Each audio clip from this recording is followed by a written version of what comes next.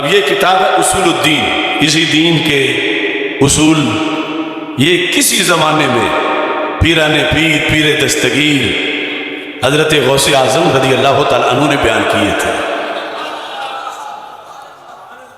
پیر تو ایسے ہوا کرتے تھے، اب کتنے ہیں آج؟ سارے ایسے نہیں ہیں، کتنے ہیں جو قادری بھی کہلواتے ہیں اور ساتھ یزیدیت بھی پھیلاتے ہیں، گیلانی کہلوا کر ساتھ کام غوث پاک کے خلاف کرتے ہیں۔ اور ہمارا جرم یہی ہے کہ یہ گستاخ ہے۔ کیوں؟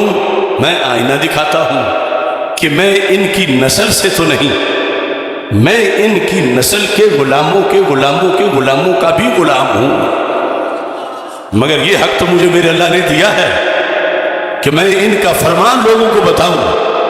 آج کہتے ہیں سنی شیعہ بھائی بھائی، غوث پاک سے نہ پوچھو کہ جسے تو بھائی کہتا ہے طاہر القادری، یہ اسے کیا کہتے ہیں؟ طاہر القادری نے کہا تھا نا جنگ میں جا کر ان کے امام باڑے میں کہ میں آج تمہیں ملانے آیا ہوں، جو ملا ملونٹا آ کے کہے کہ تم دو ہو اسے دو کر دو۔ یہ ریکارڈ پر ہے۔ غوث پاک کہتے ہیں دو ہیں، وہ کہتا ہے ایک ہے سنی شیعہ، اور پھر کہتے ہیں میں قادری ہوں۔ پھر کشک والے کعب والا تو ہو سکتا ہے، دو نقطوں والے کعب والا نہیں ہو سکتا۔ آپ نے فرمایا 346 صفحے پر کہ یہ روافض اور یہود ان کی مشابہت کیا ہے، یہ آپ کا موضوع تھا اصول دین کے ایک چیپٹر میں، کہ یہودی رافضی بھائی بھائی، یہ غوث پاک نے اس وقت بتایا۔ دلیل نہیں کیسے؟ کہتے ہیں کہ وَالْيَهُودُ لَا تَرَى عَلَى النِّسَاءِ عِدَّةً وَقَدَ الرَّافِضَةِ، یہودیوں کے نزدیک عورت جب ایک مرد کے نکاح سے نکل جائے تو اس کی عدت نہیں ہوتی۔ ہمارے یہاں تو عدت ہوتی ہے نا، طلاق کے بعد عدت ہے اور اس کی حکمتیں ہیں۔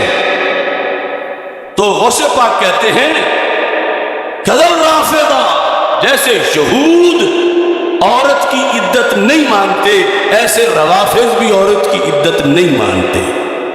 آپ فرماتے ہیں وَالْيَهُودُ حَرَّفُوا التَّوْرَاةَ، یہود نے تورات کی تحریف کی، آیتیں بیچی۔ وَقَدَ الرَّافِضَ حَرَّفُوا الْقُرْآنَ لِأَنَّهُمْ قَالُوا الْقُرْآنُ قَدْ غُيِّرَ وَبُدِّلَ۔ فرمایا ادھر یہود کہتے ہیں ان کا کردار تھا تحریف تورات، اور ادھر اگرچہ قرآن بدلا نہیں ہے لیکن انہوں نے اپنی کتابوں میں دعویٰ کیا ہے کہ قرآن بدل چکا ہے، قرآن جو ہے اس کی کتنے پارے ختم ہو چکے ہیں، اس میں تبدیلی آ چکی ہے۔ جیسے وہ یہود اپنی کتاب کی تبدیلی کے قائل ہیں اور کیا انہوں نے، ایسے ہی یہ بھی ہے۔ تیسری وَالْيَهُودُ يُبْغِضُونَ جِبْرِيلَ وَتَقُولُ هُوَ عَدُوٌّ مِنَ الْمَلَائِكَةِ، یہودیوں کی جبریل سے نہیں بنتی، حضرت جبریل علیہ السلام سے۔ وہ کہتے ہیں یہ فرشتوں میں سے ہمارا دشمن ہے۔ فرمایا وہی بات ان میں بھی پائی جاتی ہے۔ رافض کہتے ہیں معاذ اللہ کہ سارا فرار جبریل نے کیا، وحی تو تھی مولا علی رضی اللہ تعالیٰ عنہ کی، اور یہ حضرت محمد صلی اللہ علیہ وسلم پہ لے گیا۔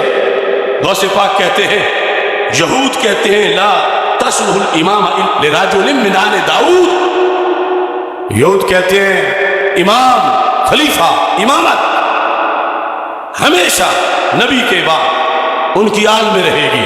اس واسطے وہ کہتے ہیں کہ آل داؤد میں ہی ہمیشہ کے لیے امامت رہے گی۔ یہ یہود کا نظریہ تھا۔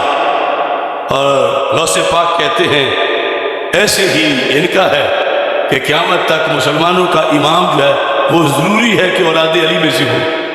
دیکھو کتنی گہری باتیں ہیں۔ خلافت صدیق اکبر کا انکار یہودی فکر کی بیس پر ہے۔